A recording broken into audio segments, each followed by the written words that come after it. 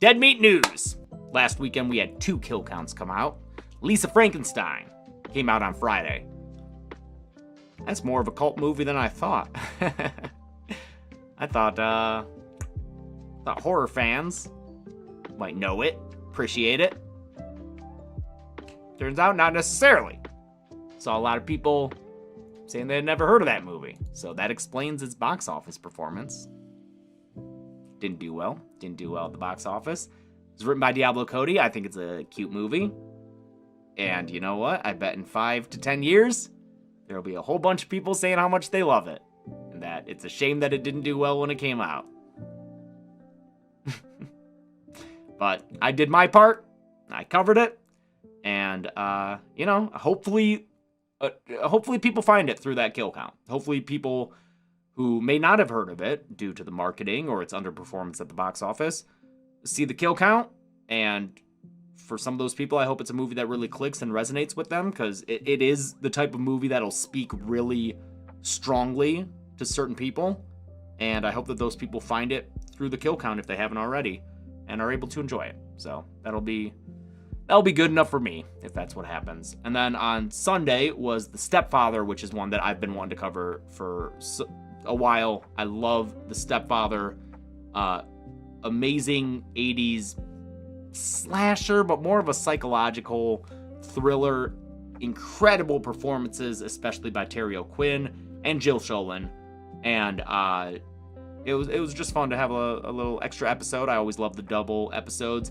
That'll be the last Sunday kill count until October, which sucks because I love having the double kill counts because it gives me 2 fucking dopamine boosts over the weekend. It's great, but we really we have so many events coming up this year that we won't have the time to do the 2 a weeks. So obviously in October we'll have 2 a week, but until then we have to just kind of bank up those episodes. This Friday is Totally Killer, which is another really enjoyable movie that now all of a sudden after Lisa Frankenstein's performance I'm kind of worried about. Because I was like, oh, if it's 2024, we're fucking good. Guess not necessarily. And I don't know how many people saw Totally Killer, but it's a really, I think Totally Killer has more broad appeal than Lisa Frankenstein, maybe. Yeah, Totally Killer, I think, is such a funny movie. It's Back to the Future, but horror. So it falls in line with the Happy Death Day being Groundhog's Day, but horror, or Freaky being Freaky Friday, but horror, or It's a Wonderful Knife being It's a Wonderful Life, but horror. Totally Killer is Back to the Future, but horror. I love it so much. I think it's so fucking funny. And I know that a lot of people who see the premise and maybe a trailer, and they see how it's Kiernan Shipka is a high schooler who goes back in time to 1980, I forget, maybe 7. And they might think that all the jokes are just, well, this is problematic. Those are setups for jokes. Those aren't the jokes. And I think, and that's going to be lost on so many people. They're just going to see her say that a shirt is problematic and be like, this movie's woke. But the premise of the film is a current high schooler going back in time. They would say those things. And just because those people are acting as they would in characters does not necessarily mean the movie is like, they're right, and you're all dumb if you disagree. Because most of the time in this movie, the jokes are more like, she'll say that, and then the response to that is the joke, is the funny part. It's someone being like, no, I think that's hilarious. Watch the movie and keep an open mind. It's got Julie Bowen. It has Liana Liberato, who was in Scream 6, and who's just also just a sweetheart. I met her at a convention, hung out with her a lot. She's so sweet. I love her. She's one of my favorite people we've met at a convention. She's so very easy to talk to. Really liked her. Kiernan Shipka, who's always amazing. The professor from Jason X is in it, and he's fucking hilarious. Randall Park is in it. The cast is great. The cast is really good. So check out Totally Killer. I mean, it's on Amazon Prime, so if you have that, it's streaming. And yeah, right off the bat, like right after the intro that sets things up, that first scene where it's like the murder podcaster, I was laughing so hard at those. Oh yeah, where's the foot guy, isn't it, from Scary Movie and from Freddy vs. Jason? Lachlan Monroe. He's also in Riverdale. He's the dad in it. It's great.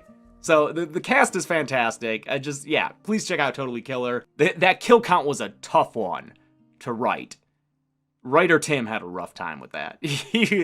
There were several meetings in a row where it was like, hey Tim, how's that script going? And he was just like, I'm working on it, because it's going back and forth in time. It's explaining the time travel rules. It's something will happen in the past, and then it's affecting the people in the present, and you just kind of have to explain it. But he did an excellent job finally getting a hold of it, which allowed me to just pop in there and just throw my jokes and observations in. Those are my favorite kinds of scripts from Tim, where he just nails the structure, and he'll have some jokes in there, and then I'll just watch it and make my own like little jokes and not have to worry about the, minutia of the plot and how these characters get from this point to this point. I can just like watch it with a very loose sense of like, oh, let's make some jokes, and then put my jokes over on his structure. I love this format of kill counts.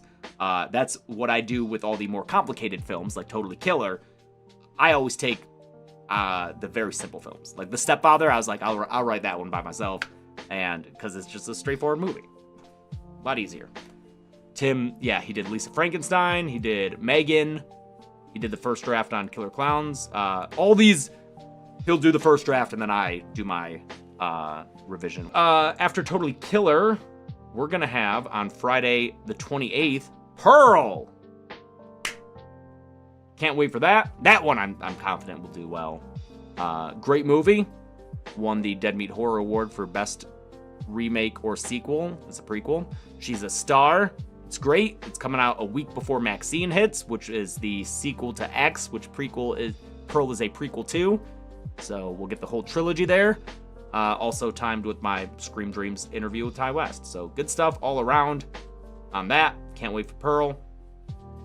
And I did announce that on Friday, July 5th, which is Chelsea's birthday, Immaculate will come out. The Immaculate Kill Count. And that's another one where I'm like, I think that'll do well. People know that movie, right? Sydney Sweeney. She's hot. In like the, I guess always, but she's a big star,